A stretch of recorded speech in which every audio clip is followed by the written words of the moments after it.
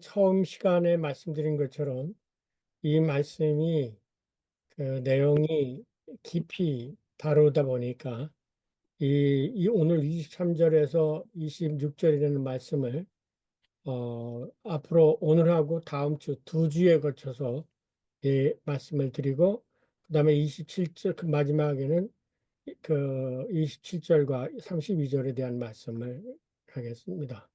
지난 시간에 우리가 개요에 대해서는 이미 들으셨고요. 주님의 만찬을 모독하는 죄가 뭐냐면, 이 사람들이 와서 각기 먼저 와서 먹었습니다. 그래서 어떤 사람은 시장하고 어떤 사람은 취하였죠. 근데 주님의 만찬이라는 게 자체가 뭐냐면, 주님의 피에 동참하는 것과 주님의 몸에 피와 몸에 동참하는 것이 주의 만찬이죠. 근데 이런 거를 의식하지 못하고 그냥 와서 먹고 마셨던 거죠. 그래서 이제 학자들 사이에는 이게 주님의 만찬이냐 애찬이냐 이런 그 논란이 많이 있습니다. 예. 그러나 이 오늘 바울은 주님께 전승받은 만찬에 대해서 얘기하는 것이지 애찬에 대해서 얘기하는 거예요. 애찬 같으면은 니네 집 가서 먹으면 되지 뭐 그런 형편이야. 그 말씀하셨잖아요. 예. 애찬이 아니라 주님의 만찬이라고 해서 모여서 하되 각자 자기 갔다가 먹고 어떤 사람은 시장 가고 술 취하고 그러니까 이제 이 문제를 제기해서 주님의 만찬이 과연 뭐냐 이거를 설명하는 게 오늘 23절에서 26절의 말씀입니다.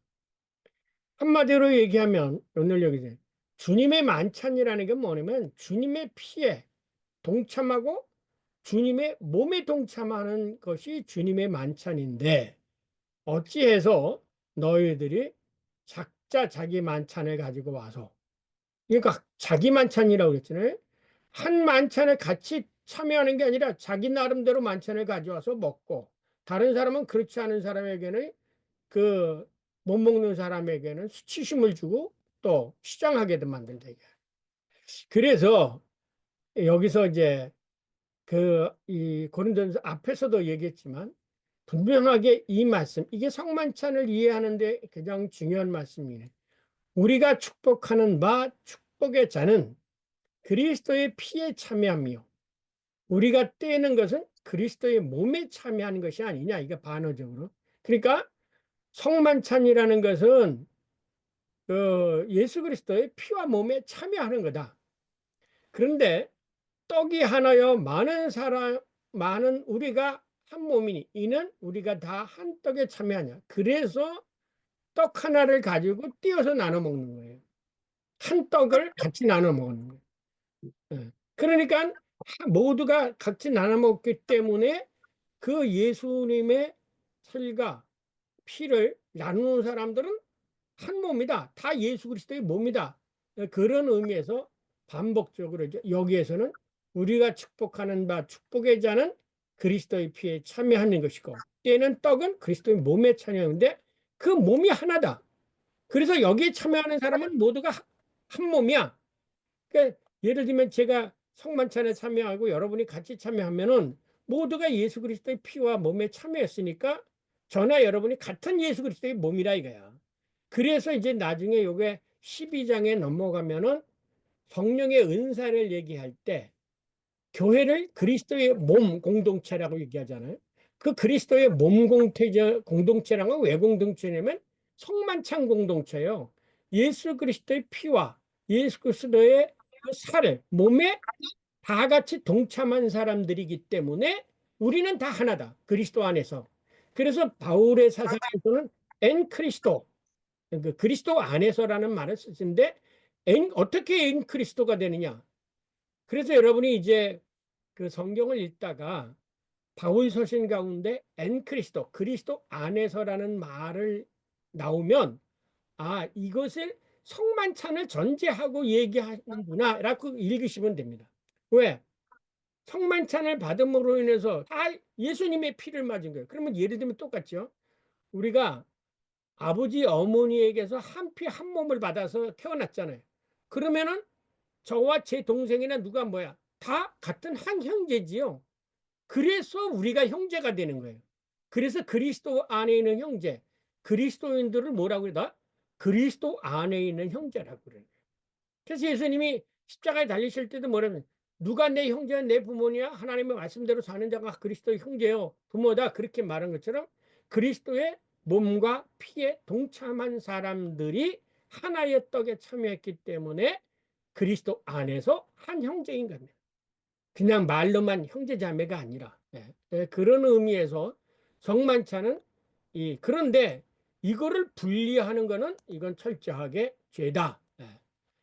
고린도 교회는 지난번에 끼리끼리 각자 모여서 그래서 이제 사도 바울이 야 그래 마실 곳이 없어서 먹을 곳이 없어서 여기 교회에 와서 이렇게 분란을 일으켜 하느냐라고 비난 질책을 하는 거죠. 지난번에도 말씀드렸지만 어느 곳에나 어느 단체나 어느 국가나 항상 이 타당을 짓는 사람들이 있습니다. 교회 안에도 그렇고 어떤 조그만 모임에도 그거는 그 사람이 사탄 역할을 하는 거예요. 왜냐? 분쟁하는 거는 근본적으로 하나님은 분쟁을 원하시는 분이 아니라 화해를 원하시는 거예요. 근데 그 분쟁하는 일을 하는 주체가 있죠. 그런 사람들은 엄밀한 의미에서는 사탄의 노예라고 해도 과언이 아닐 것입니다. 그래서 이제 지난 시간에 얘기한 거 여기까지 얘기했죠. 주의 만찬의 말씀을 제정하는 말씀을 이제 사도 바울이 설명해 들어갑니다. 다시 한번 내가 너에게 전한 것은 주께 받은 것이다. 곧 주님께서 잡히시던 날 밤 이게 이제 6월절 식사를 잡수실 때고요. 축사한다. 오이카리스트라는 말은 뭐냐면 감사기도 드리는 거죠. 우리가 식사할 때 감사기도 하잖아요. 그런 것처럼 여기서는 축사하다는 말로 번역을 해줬지만 사실은 엄밀한 의미의 오이카리스트라는 말은 감사하다라는 뜻이에요. 그래서 예수님이 오병이어를 기적을 베풀 때도 떡을 가지시고 오이카리스타 축사했다라는 것은 하나님께 감사하다. 왜? 이 일용할 양식을 주시는 분이 하나님이시기 때문에 음식을 먹을 때 하나님께 감사하는 거죠. 우리의 일상의 성경에는 우리의 일용할 양식은 누가 주느냐? 하나님이 주시기 때문에 식사할 때 꼭 하나님 앞에 축사, 감사하는 거죠. 여기서 축사라는 말은 조금 잘못된 번역이라고 생각합니다.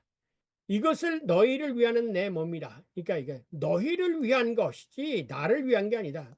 내 몸. 그 다음에 이것을 행하여 나를 기념하라고 번역을 했는데 이것도 잘못된 번역이에요. 기념이라는 것은 과거 중심이지만 아남네시스라는 단어의 뜻은 기억하라는 뜻입니다. 기억하라. 그리고 또한 잔을 가지고 이 잔을 뭐라고 하냐면 새 언약이 하지 아니다. 언약. 이 말은 예레미야 31장 31절에서 33절 그 예언서에 새 언약을 맺을 것이라고 하나님이 약속을 해주셨어요. 그것을 예수님이 이 피를 가지고 새 언약을 마시고 그 다음에 이것을 행할 때마다 나를 기념하라. 이것과는 아까도 기념하라가 아니라 기억하라는 뜻이고요. 또 그러면 어느 때까지 하느냐? 너희가 이 떡과 잔을 마실 때마다 성만찬할 때 주님의 오심 종말론적으로 마지막까지 이것을 행하라 이거예요. 마지막까지 이것을 행하면서 누구를 기억하라? 나를 기억하라. 이것이 이제 요 23절에서 26절에는 말씀에 대한 개요인데 지난번에 이 논쟁사에 대해서 연구를 했습니다. 이게 다시 반복 안 하고요. 그런데 지금까지의 이 성만찬 말씀에 커다란 그 방향이 있습니다. 하나는 구약으로부터 유월절 식사와의 연관성 속에서 성만찬을 이해하느냐, 유월절과는 관계가 없다, 일반 애찬이다 라고 하는 두 부류가 있습니다. 예를 들면 예레미야스라는 같은 사람은 연속성에서 이해를 하고 그 다음에 하이델베르크의 타이제지나 메르제 같은 사람들은 비연속성, 그 유월절 식사하고는 관계가 없는 거다 이렇게 얘기하는 그런 사람들이 있습니다. 그러니까 이 성만찬을 유월절 식사의 전승에서 볼 건가 아니면 유월절 식사의 전승에서 아니거로 볼 건가라고 하는 신학계에 두 가지 방향이 있는데 저는 유월절 전승에서 예수님의 말씀, 이 정만찬 말씀을 이해해야 한다라고 하는 것을 이제 말씀드리고자 합니다. 왜냐하면 철저하게 예수님이 그 제자들에게 유월절 식사를 어디서 마련할까요? 라고 했기 때문에 그 그 다음에 유월절 어린 양 잡는 날에 예수님이 잡혀서 그 정금요일 날, 정목요일 날 잡혀갔죠. 그런 죽기는 십자가에 못 박혀서 그 운명하신 것은 금요일이지만 잡히신 날은 그리고 유월절 어린 양 잡는 날에 예수님이 체포됐죠. 예. 그렇기 때문에 저는 유월절 전승의 의미와 성만찬의 의미의 연속성에서 이 문제를 보고자 합니다. 예. 그래서 여기까지는 지난번에 말씀을 드렸습니다. 특히 벨커도 이 성만 최근에 와서 벨커가 뭐냐면 이 성만찬 제정 말씀을 아주 총체적으로 해석한 책이 이 책이고 이것을 임걸 박사가 번역한 책이 이 책입니다. 예. 한들 출판사에서 나왔고 여러분이 참고하시고요. 예. 이제 문제는 이제 오늘은 그 성만찬 그 말씀 하나하나를 가지고 이제 더 세분해서 보려고 합니다. 내가 너에게 전한 것은 주께 받은 것이다. 이 말씀은 이전이나 지금이나 사도 바울이 전하는 것은 주님으로부터 받은 것이지 자의적으로 만들어낸 것이 아님을 분명히 천명한 것이다. 이와 상응하게 사도 바울은 예수 그리스도의 십자가 대속의 죽음과 부활을 전할 때도 내가 받은 것을 너에게 전하였다. 라고 증언한다. 왜냐하면 예수님께서도 참된 종, 예언자, 선지자, 전도자는 하나님으로부터 받은 말씀을 전하는 자라고 천명하셨기 때문이다. 하나님이 보내신 이는 하나님의 말씀을 하나니 이는 하나님이 성령을 한량없이 주심이라. 사도 바울이 그 여러분이 잘 아는 대로 그 당시에 야 네가 사도냐? 라고 하는 문제에 대해서 많은 도전을 받았죠. 그렇지요.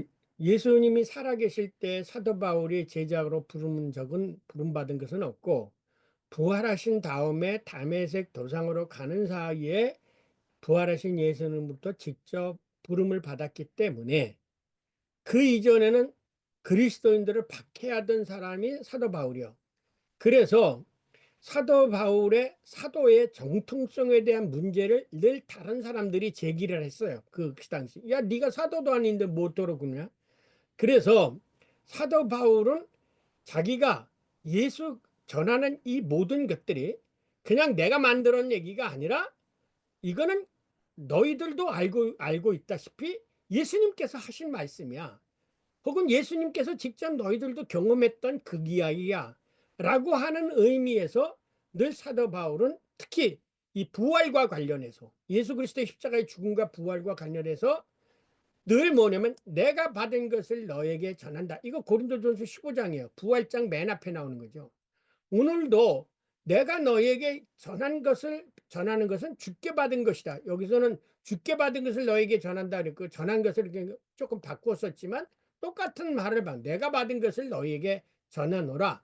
그래서 사도 바울이 말씀하시는 것은 뭐냐면 자, 내가 이렇게 말하는 것이 너희들이 생각하는 거하고 다르냐? 혹은 하나님이 나를 보내신 증거하고 다르냐라고 했던 것을 늘 항상 말하기 시작합니다. 그래서 구약에서도 보면은 거짓 선지자하고 참된 선지자하고 차이가 있죠. 여러분이 잘 아는 미가야 선지자 아세요? 천상회의가 있었는데 누가 아합을 전쟁에 나가서 죽게 할 거 그러니까 거기 사탄이 와서 뭐라고 그러죠? 하나님, 내가 아합을 죽게 하겠습니다. 그랬어요. 어떻게 하겠냐, 죽게 하겠냐? 내가 선지자들에게 거짓말하는 영을 집어넣어가지고 그 거짓말하는 것을 아합이 듣게 해서 아합으로 하여금 전쟁에 나가서 죽게 하겠습니다. 그래요. 그래서 하나님이 여호와가 허락하죠. 그래, 알아서 네가 하라. 그랬더니 거기에 미가야만을 제외하고 모든 사람들이 아합에게 가서 당신이 전쟁에 가면 승리할 것이라 그랬어요. 그런데 아합은 그 옆에 있었던 그 아첨꾼 선지자가 아니라 사실은 자기에게 늘 항상 듣기 싫은 소리 하는 미가야의 소리가 더 두려웠죠. 그래서 여러분이 잘 아는 대로 그 왕복을 벗어버리고 다른 옷을 입고 갔는데 상대방이 왕을 조져다는 것이 잘못돼서 왕복 입고 있는 옆에 있는 아합을 속에서 전쟁통에 이 임금도 아니니까 사람들이 관심 안 끌어서 결국은 아합의 피를 개가하게 될 것이라는 미가의 선지자가 예언이 맞아들었다. 이런 얘기 여러분 아시죠? 마찬가지로 옛날이나 지금이나 참된 하나님의 말씀을 전하는 사람은 성령 받은 사람이 전하는 것이지 인간적인 생각을 가진 사람이 전하는 것이 결코 아닙니다. 그래서 오늘날도 목회자들이 성령 받지 않은 목회자들은 세상적으로 사람들이 듣기 좋은 소리, 그러니까 아합이 듣기 좋은 소리를 거짓 선지자들이 얘기했듯이 항상 세상 사람들이 듣기 좋은 소리를 해요. 그러나 여기 뭐라고 그랬습니까? 하나님이 보내신 이는 하나님의 말씀을 하느냐. 이거 예수님이 하신 거예요. 그래서 내가 말하는 것은 나 스스로 하는 것이 아니라 내 안에서 하나님이 말씀하신다. 이렇게 예수님은 말씀하셨잖아요. 그러니까 그러기 때문에 그 사람의 말이 진리실인가 아닌가라는 것, 그 예언이 참된 거냐 아니냐는 것은 그 말씀이 실현되어진 것을 보고서 그 말씀의 진위를 판단하는 것이 성서에 나타나는 참된 예언자와 거짓 예언자의 구별입니다. 그래서 이제 사도 바울은 내가 이렇게 받은 것이 사실인지 아닌지를 봐라. 예. 그 점을 이제 나중에 이제 성만찬을 잘못 받은 자들이 이제 고통당하게 된 그 문제를 어, 이후에 가서 예, 정만찬을 엉터리로 마셨다가 고통을 당한 사람들의 얘기를 이제 나중에 하게 됩니다. 30절 이하에서 그 말을 하게 됩니다. 자, 여기서 이제 제기된 게 제가 지금 설명한 문제를 이렇게 문자로 썼습니다. 여기서 질문이 제기된다. 바울이 어떤 근거에서 주께 받은 것이라고 말할 수 있는가? 왜냐하면 바울은 예수님의 지상 활동 중 부른 제자가 아니기 때문이다. 따라서 이 말씀에 의미하는 바는 사도 바울이 주님으로부터 직접 전해 들었다라는 뜻이 아니다. 바울이 이렇게 말한 것은 고린도전서 15장 3절을 고려해 볼 때 그 당시 원시 그리스도교 공동체에 전승된 주님 만찬 제정 말씀을 나도 믿는다 라는 뜻으로 해석되어야 할 것이다. 아니면 내가 알기로는 주님 만찬 제정 말씀은 이런 것이다 라는 자기 이해의 정확성을 강조하기 위한 것으로 이해되어야 할 것이다. 왜냐하면 사도 바울은 부활하신 주님의 음성을 직접 들었기 때문이다. 그래서 바울은 예수 그리스도의 마지막 만찬에 대한 제정 말씀도 의심 없이 수용하였다. 그리고 그 당시 고린도 교회 공동체도 전승에 따라서 주님 만찬을 실행하고 있었기 때문이다. 따라서 사도 바울이 주께 받은 것이라고 말한 것은 내가 전승한 주님 만찬의 제정 말씀은 이런 것이다 라는 뜻으로 이해될 수 있다. 혹은 주님 만찬의 제정 말씀은 이런 것 아닌가 라는 반어적 확증으로 해석될 수도 있다. 3.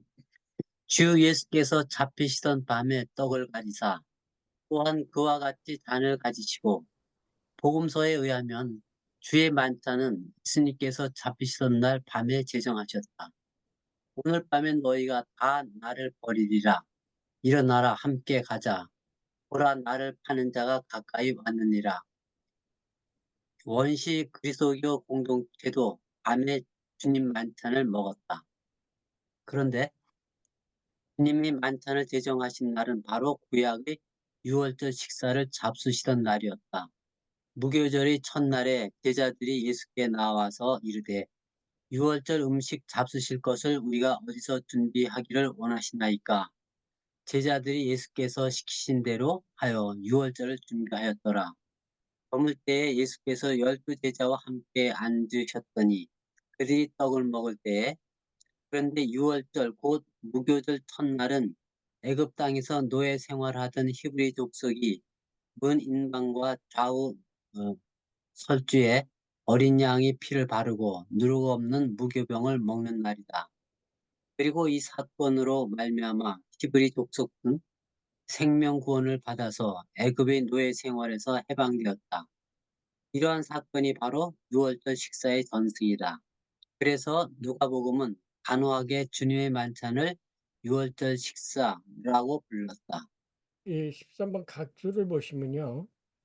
예, 저 아까도 말씀드렸지만 예레미야스 같은 사람들은 이 성만찬 일을 유월절 식사의 전승에서 본 글이에요.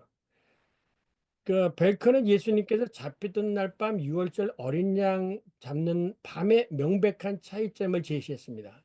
왜냐하면 유월절 식사에 참여한 사람들은 외부로부터 위협을 받았지만 생명 보호를 약속받았다. 그러나 주님 만찬에 참여한 사람들은 외부로부터 위협을 받을 뿐만 아니라 그 자신들도 위협을 받았다. 이런 점에서 유월절 식사와 이 예수님의 만찬의 차이를 의미상의 차이를 제시를 하고 있습니다. 그런데 요 점에 대해서는 제가 우리 선생님한테 반론을 제기하는 거는 왜냐면 예수 그리스도의 십자가의 그 만찬이 구원이라는 퍼스펙트에서 보면은 유월절 식사나 예수님의 만찬이 똑같아요. 단지 예수님이 그 만찬을 하고 고통을 받았다고 해서 예수님 중심으로 보기 때문에 그렇지, 나중에 너희를 위한 내 피다, 너에게 주는 생명의 잔다라고 하는 그 의미상으로 보면은 철저하게 주님의 만찬은 유월절 전승의 의미, 거기에 참여하는 자를 구원하는 의미를 가지고 있다고 볼 수가 있습니다. 그래서 한태동 교수님도 주님의 만찬을 유월절 식사의 전승에서 이 일을 하고 계십니다. 이분은 이제 구약 전체를 정해. 이것은 이스라엘 사람들이 유월절이 신약의 수준에 와서 성만찬으로 변한 것입니다. 왜냐하면 파로에게 내린 재앙 가운데 마지막 재앙이 마다들이 죽는 재앙이었고, 그날이 바로 히브리 족속들이 어린 양을 잡는 날이었는데, 마지막 크라이막스 열째 재앙이 바로 그 마들을 죽이는 것입니다. 애굽의 마다들을 죽이면서 이스라엘에서는 이런 사고가 없도록 한 것입니다. 이스라엘 백성들에게는. 그러니까 이것을 상대적으로 해석해야 되는 거예요. 그러니까 이스라엘 유월절 어린 양의 피를 받음으로 인해서 애굽에 있는 마다들은 죽었고 이스라엘 백성들은 살았어. 그런데 그 살게 된 표징이 뭐냐면 어린 양의 피를 바른 것 때문에 죽음의 사자들이 그냥 지나친 거죠. 그렇기 때문에 예수 그리스도의 피에 참여하는 자는 출애굽할 때의 문설주의 어린 양의 피를 바른 사람들처럼 죽을 수밖에 없는 그 생명이 구원을 받는 거, 이게 주님의 만찬이지요. 똑같이 유월절 식사도 그런 것이었다. 이런 점에서 주님의 만찬은 1차적으로 유월절 전승에서 해석되어야 된다는 것이 학계의 주된 이론입니다. 학계, 아까도 얘기했지만 몇몇 학자들은 그 주님의 만찬을 애찬으로 해석하는 것 같고, 메르츠나 타이젠, 이 타이젠은 여러분들이 아시죠? 서회학적 해석을, 신약 성경을 전부 서회학적으로 해석한 사람이 타이젠이요. 타이젠에 대해서는 한국 신학대학에서 소개를 많이 했죠. 그래서 그런 거한데 전통적으로, 그러니까 지금까지 대부분의 전통적인 해석은 주님의 만찬은 유월절 전승에서 해석하는 것이 전통적인 컨서바티브한 보수적이고 노마티비한 규범적인 해석이랍니다. 우선 어린 양의 피는 유형론적으로 예수 그리스도의 피를 표징하고, 누룩 없는 빵, 그러니까 무교병은 죄 없으신 예수 그리스도의 몸을 상징하지요. 그래서 예수님이 이런 얘기잖아요. 너에게 안에서 누룩을 제거하라 그랬잖아요. 누룩을 제거한다는 것은 죄가 없다는 거예요. 누룩이 없다는 건 죄가 없다는 거예요. 그러니까 그 당시에 누룩 없는 무교병을 먹었다는 것은 죄 없으신 예수 그리스도를 먹는 거하고 비슷하다. 똑같죠. 그 다음에 유월절 어린 양의 피가 애굽에 살던 히브리 족속의 생명을 구원하였듯이 예수 그리스도의 피가 그의 십자가 대속의 죽음과 부활을 믿는 그리스도인의 생명을 구원하는 거죠. 그래서 이 피는 너에게 생명을 주는 새 언약의 피다, 이렇게 말하는 거죠. 이런 점에서 주의 만찬과 유월절 식사는 교회 공동체 안에서 창안된 것이 아니라, 그 당시 고린도 교회에서 창안한 것이 아니라 유월절 전승 속에서 예수 그리스도 자신이 제정한 것이죠. 그래서 사도 바울이 내가 받은 것, 주께 받은 것을 너에게 전한다 그런 거죠.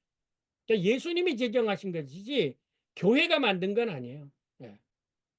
왜냐하면 이 성만찬이 언제 제정됐습니까? 예수님이 부활하고 나서부터 된 거예요. 그 전부터. 왜냐면 6월절은 1년에 한 번 식사를 하는 거고, 이 주님의 만찬은 예수님이 부활하신 주일, 그 주일에 주님의 만찬이 이루어졌기 때문입니다. 그러나 성만찬 포도주와 떡 그 자체가 결코 이 캐톨릭이 지금까지 해석하고 있는 마술적인 불사약 같은 의미는 가지지 않는다. 오히려 이것이 의미하는 바는 주님의 몸, 그 피에 참여하는 것은, 그 피에 예수 그리스도의 대속의 십자가를 믿고 참여하는 자에게 주어질 하나님의 은혜 혹은 그리스도인이 되어질 상태에 대한 새 생명의 인간, 그러니까 우리 썩어질. 그래서 여기서는 소마라는 말을 사용하지, 소마, 몸이라는 말을 사용하지, 사르크스, 그러니까 고깃덩어리라는 그 헬라어를 사용하지 않습니다.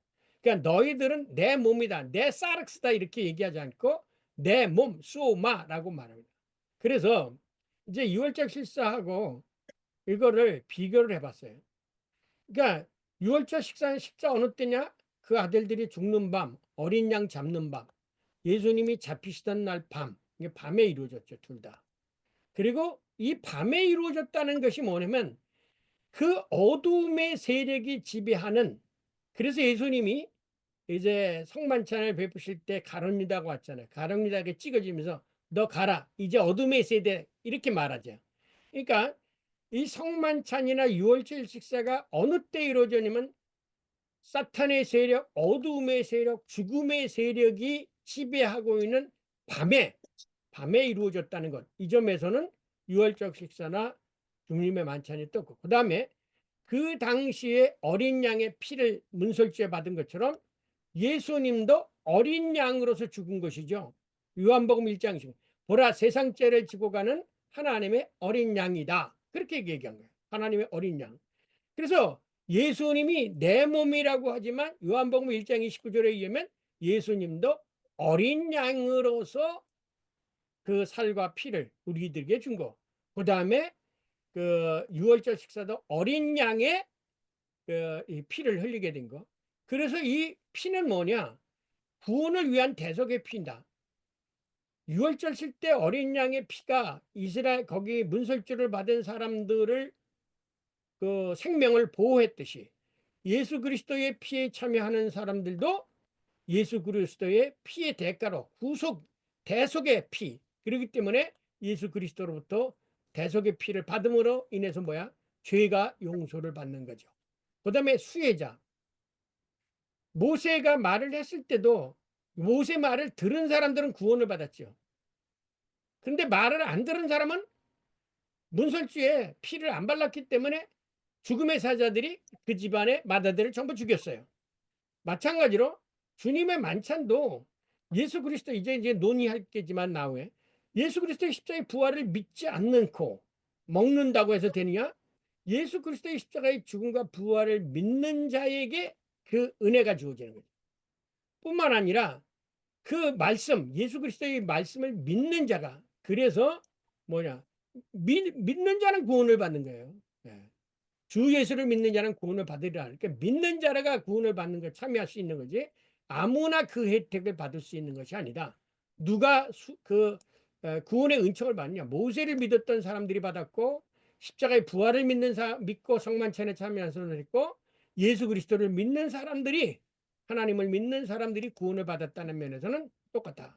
그 다음에 여기서도 이거를 행하여 기억하라라고 합니다. 1년에 한 번씩 기억하라고요. 6월절. 그래서 여러분이 잘 아는 이 무교절이 생기게 되어지는 거예요. 1년에 한 번씩 꼭 무교병을 먹고 쓴나물을 먹고 출애굽을 기억하는, 그래서 기념이 아니라 이것도 여러분이 아까 아나네시스를 이런 점에서 행하여 나를 기억하라고 해야지 이것을 과거 중심으로 기념하라는 뜻이 아니라는 거. 아나네시스가 기억하라는 뜻이지 기념하라는 거예요. 다시 말해서 이 말은 뭐냐면 반복하라는, 여기에서는 1년에 한 번씩이겠지만 이거는 매주 예배를 드릴 때마다 반복하고 기억하라라는 거죠. 뭐를 기억해? 예수 그리스도의 십자가의 죽음과 부활, 그 구속의 사건을 기억하라는 거예요. 근데 여기가 이제 지금까지는 대부분 사람들이 예수의 죽음을 기억하라고 하는 거지만 사실은 죽음을 기억하는 것이 아니라 더 구체적으로 죽음과 부활을 기억하라는 거죠. 왜? 부활절 이후에 예수님이 부활한 이후에 성만찬이 주일날 제정되었기 때문에 그 교회에서 되었기 때문에 기억하라는 것이 단순히 죽음을 기억하라는 게, 그러면 죽은 자에 대한 기억밖에 아니에요. 죽음과 부활을 기억하라는 거죠. 그 다음에 효과는 그들이 죽음에서 구원을 얻었죠. 예수님께서 우리가 성만찬에 받는 것도 죽음에서 새 생명을 얻어. 그래서 둘 다 생명의 양식, 이것도 생명의 양식, 성만찬도 생명의 양식이야. 그 다음에 이제 차이점은 횟수예요, 횟수. 여기는 1년에 한 번이고 이거는 부활을 기억하면서 매주 하게 된다. 그래서 이제 여기 보시면은 너희가 교회에 모일 때 너의 분쟁이 있다. 그러니까 교회에 언제 모였어요? 주일날 모였죠. 그래서 주일날 예배 모일 때 성만찬을 하라. 왜냐하면 일반 식사는 주일날만 하는 게 아니라 집에서 매일 하는 거죠. 그러니까 예를 들면 타이젠이 생각했던 애찬이라는 것은 아니죠. 주일날만 행한 것이 주님의 만찬이지 매일같이 행하였다면 이것은 애찬이죠. 그 점에 따라서 결국 주님의 만찬은 애찬이 아니다라는 것이 증명이 되어진 겁니다. 떡을 가지사 축사하시고 떼어 이르시되 이것은 너희를 위하는 내 몸이니 이것을 행하여 나를 기념하라. 기억하라. 떡을 가지사 축사하시고 떼어란 말이 암시하는 바는 주님의 만찬이 분명 식사라는 것이다. 왜냐하면 예수님께서 오병이어의 기적을 베푸실 때도 하늘을 우러러 축사하시고 떡을 떼어 제자들에게 주어 사람들에게 나누어 주게 하셨기 때문이다. 자 보세요. 여기 그 마가복음 19장에 가면요. 뭐라고 되어 있느냐 하면은 오이카리스티오라는 말로 되어 있습니다. 여기 물고기 2마리가 한으로 축사하시다. 이 축사하시다는 말이 뭐냐면 오이카리스티예요. 그러니까 여기 예수님께서 축사하실 때 그것도 오이카리스티. 이 오이카리스티오라는 말은 뭐냐면 감사한다는 뜻이야. 아까 말씀 감사하는 거예요. 그냥 무슨 이 축사한다는 것은 뭐냐면 옛날 제사 전승에 제의할 때 양을 잡힐 때라든지 그럴 때 양머리에다가 제사장이 손을 얹고 얘기하죠. 이거는 축사예요. 그런데 떡을 가지고 예수님이 내 몸이라면서 내가 축사하는 건 아니지요. 예. 그러니까 감사기도 하는 거예요. 그리고 그게 유월절 식사였기 때문에 제의가 아니라 축사였기 때문에 감사지 이거는 축사가 아니다. 그러니까 요즘은 뭐 번역이 우리나라가 잘못되니까 그거는 앞으로 번역하는 가운데서 수정되어져야 될 거라고 생각합니다. 그런데 예수님께서 식사에 앞서 축사하신 것은 일용할 양식을 주신 하나님께 감사하는 것이다. 예수님께서 가르쳐 주신 기도에 우리에게 일용할 양식을 주옵소서, 따라서 식사에 대한 감사 기도를 하신 것이다. 왜냐하면 모든 생명체에 일용할 양식을 주시는 분이 바로 창조주 하나님이시기 때문이다. 그러므로 지금도 모든 그리스도인들은 식사 전 감사의 기도를 하나님께 드린다. 자, 여러분이나 저나 식사할 때 하는 게 뭐냐면 오이카리스티오, 하나님께 감사하는 거예요. 그것도 저녁 만찬이었기 때문에 예수님이 하나님께 귀한 음식, 우리들의 생명의 양식을 주셔서 감사합니다 라고 감사하신 것이다. 축사가 아니다. 이 점을, 그거는 수정되어진다. 그래서 여러분이 목회 현장 속에서 축사하시고 하지 말고 감사하시고 이렇게 바꾸어 말씀하시는 것이 좋습니다. 그런데 식사는 몸을 위한 것이다. 더 자세히 말하면 식사는 몸의 생명을 위한 것이다.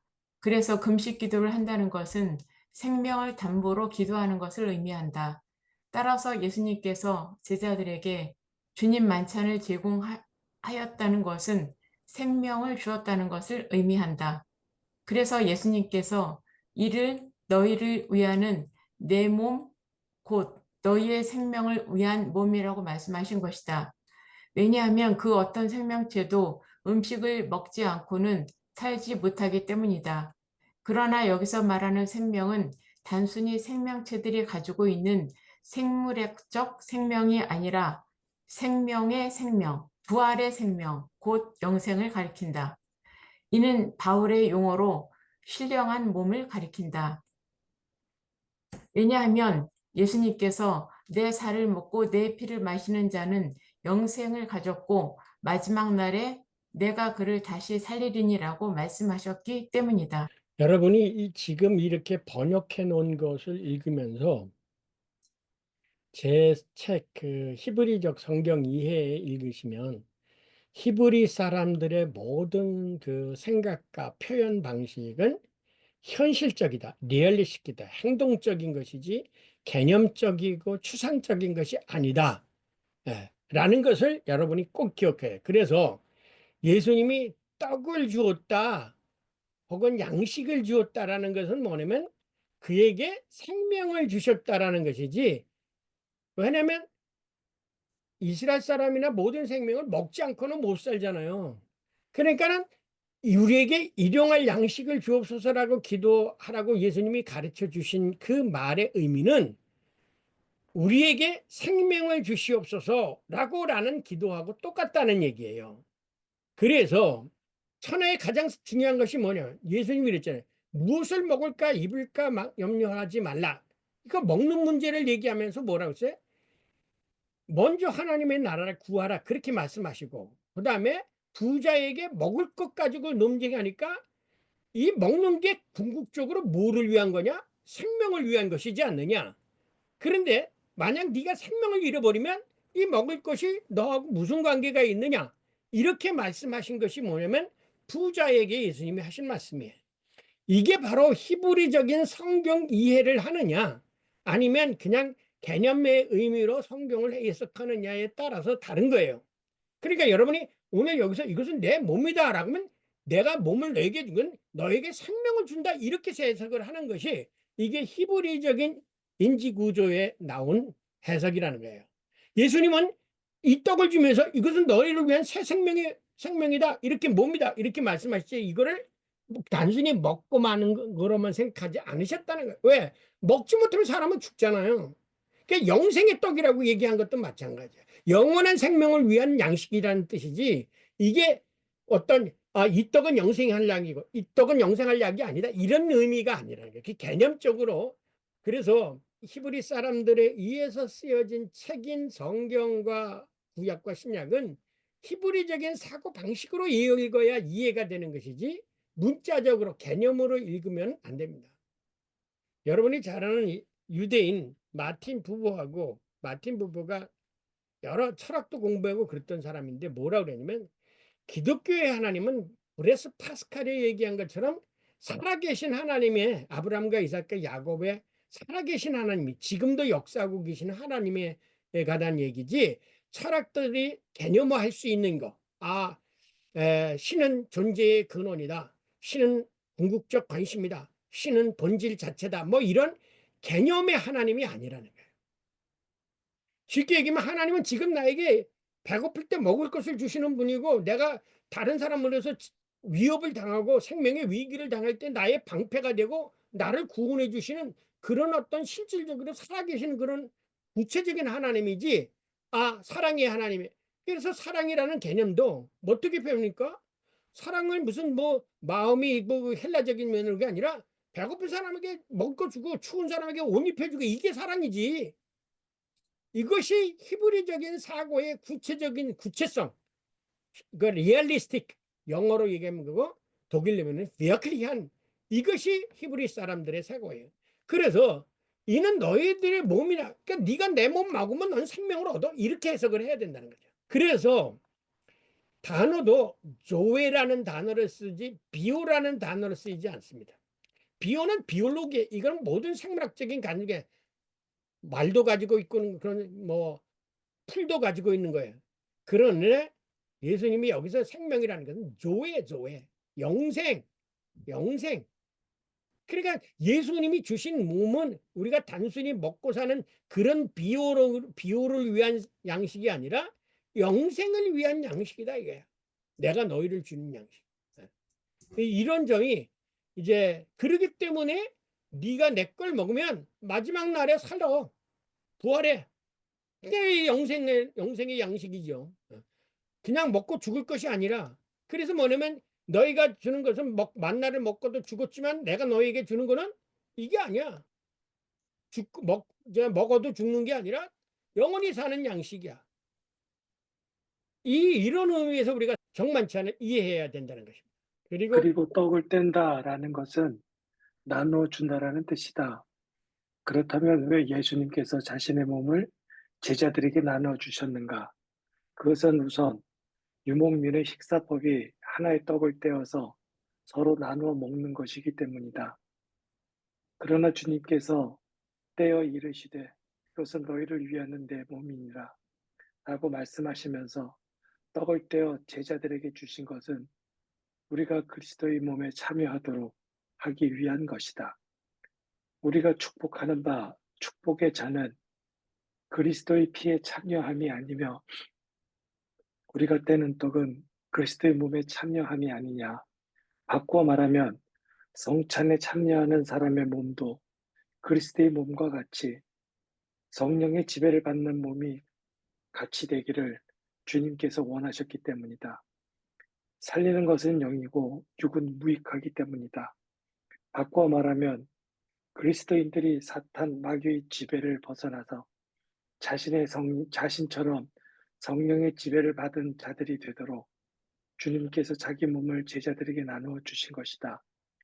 왜냐하면 예수께서 이르시되 내가 진실로 너희에게 이르노니 인자의 살을 먹지 아니하고 인자의 피를 마시지 아니하면 너희 속에 생명이 없느니라 말씀하셨기 때문이다. 한 걸음 더 나아가 예수님께서 자신의 몸을 제자들에게 나눠 주신 것은 종말의 그리스도인들이 부활하여 부활하신 예수님의 몸처럼 영의 몸, 신령한 몸으로 부활하도록 자기 몸을 나누어 주신 것이다.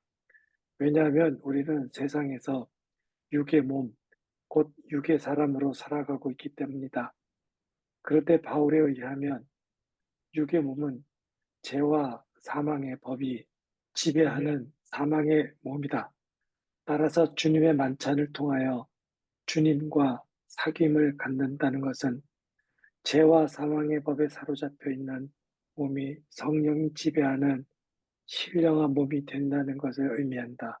제자들의 주님 만찬에 참여하는 제자들의 몸이 성령의 지배를 받는 영원한 영의 몸, 신령의 몸이 되도록 주님께서 자기 몸과 피를 나누어 주신 것은 바울이 증언한 세례의 의미와도 일치한다. 왜냐하면 바울은 다음과 같이 세례를 규정하기 때문이다. 그러므로 우리가 그의 죽으심과 합하여 세례를 받음으로 그와 함께 장사되었나니 이는 아버지의 영광으로 말미암아 그리스도를 죽은 자 가운데서 살리심과 같이 우리로 또한 새 생명 가운데서 행하게 하려 함이라.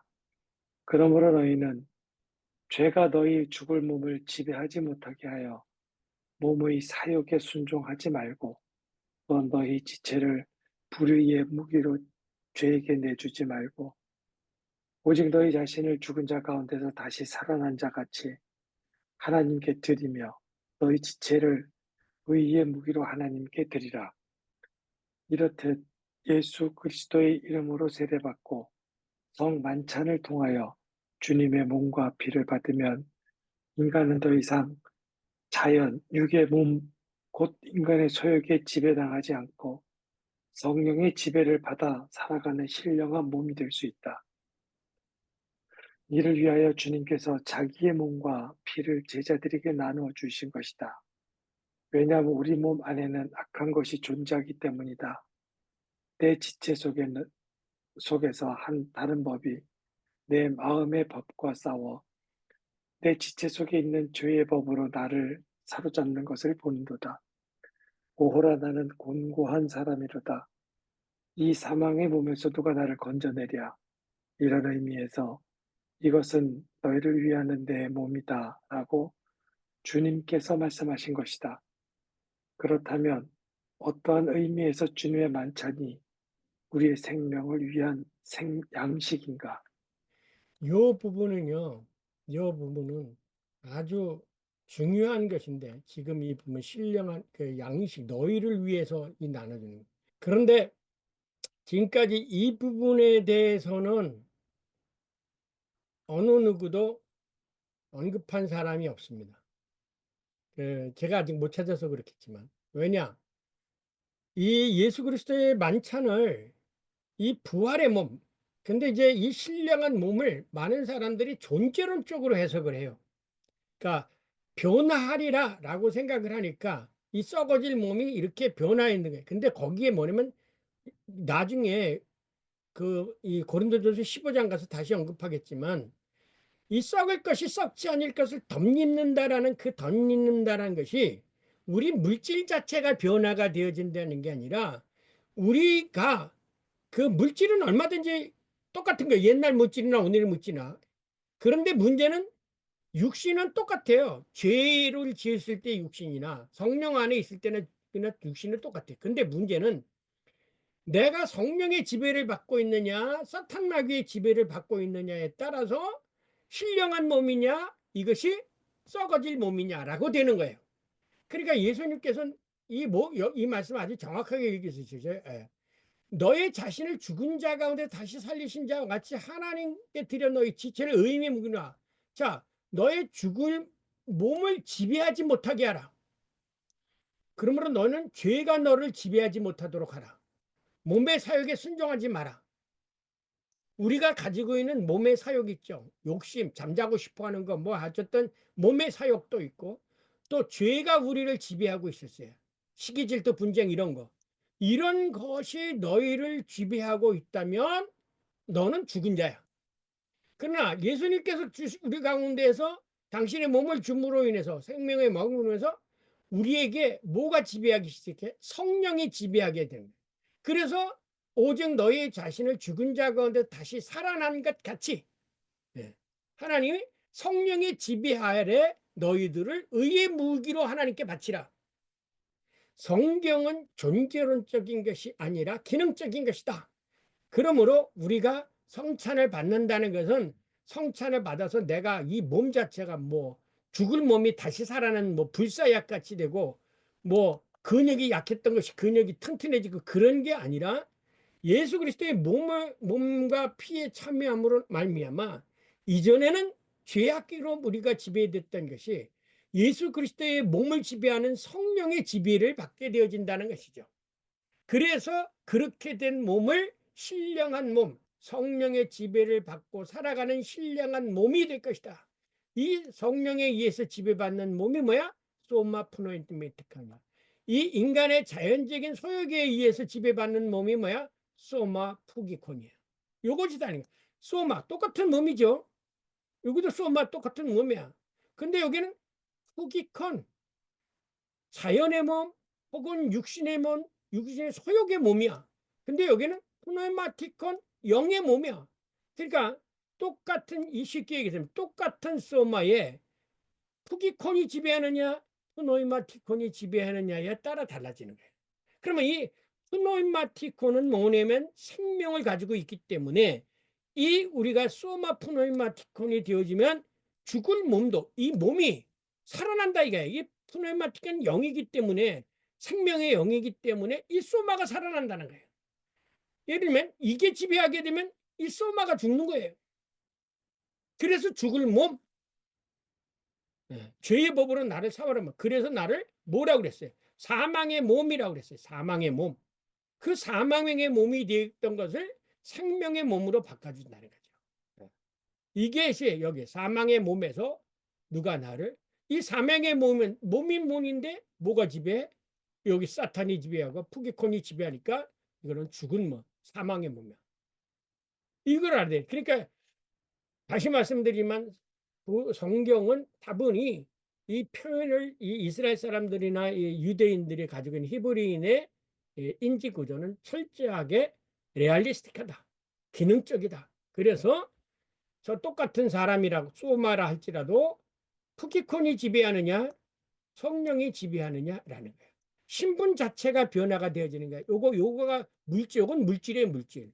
물질 자체가 변화되는 게 아니라 물질은 뭐의 지배를 받아? 이 물질을 지배하고 있는 영과 죄악의 지배를 받고 있는 거예요. 그럼 어느 때부터 이게 됐냐? 인간이 타락한 이후부터 이 푸기콘, 사탄 마귀가 지배되고, 그래서 너희가 물과 성령으로 거듭나라고 말씀하신 거는 너의 몸이 프노이마티콘으로 지배받을 수 있도록 해야 된다. 이거예요. 이게 거듭남이에요. 성령으로 너희가 지배를 받도록 해야 된다. 소마 똑같은요. 소마토스 투 타나토. 타나토는 게 사망이야. 사망의 몸이라고 했잖아요. 똑같은 몸인데 사망의 몸. 여기는 똑같은 몸인데 소마포기콘. 여기는 똑같은 몸인데 소마포노미티콘. 다르잖아요. 우리가 이 자연 상태에 있을 때는 어떤 상태냐? 죄의 법 아래 있을 때는 죄의 법 아래 있을 때는 이게 사망의 몸이에요. 소마토스토 타나토스. 그러니까 우리가 얼굴이 똑같아져. 다 사람은 누구나 다 코 있고 다 똑같지. 그런데 성령의 지배를 받는 사람은 그리스도인이요. 그렇지 않고 이 죽음의 지배를 받고 있는 사탄 마귀의 죽음을 방사하는 그 사람은 죽은 사람이라는 거예요. 그래서 예수님이 죽은 자들은 죽은 자로 장사케 하고 너는 나를 따르라 그렇게 말씀하신 거예요. 죽은 자가 어떻게 죽은 자를 장사합니까? 물리적으로 생각하면 아니죠. 너는 네 머리를 지배하고 네 몸을 지배하고 있는 거는 사탄 마귀야. 그러니까 너는 죽은 자나 다름없어. 성령이 그래서 성령이 지면 죽어도 살리라. 성령이 지배하게 되면 육신이 죽어도 다 성령이 다시 살린다 이거예요. 이게 부활이죠. 그럼 예수께서 부활하실 때 뭐라고 그랬어요? 예수 그리스도는 푸노이마 소마 푸노이마티콘 성령의 지배를 잘하고 사신 거예요. 소마이가 있던 게 아니라 푸노이마티콘이 예수를 지배한 거예요. 그런데 이 강의는 그냥 문자로 들어봐서는 이해가 안 됩니다.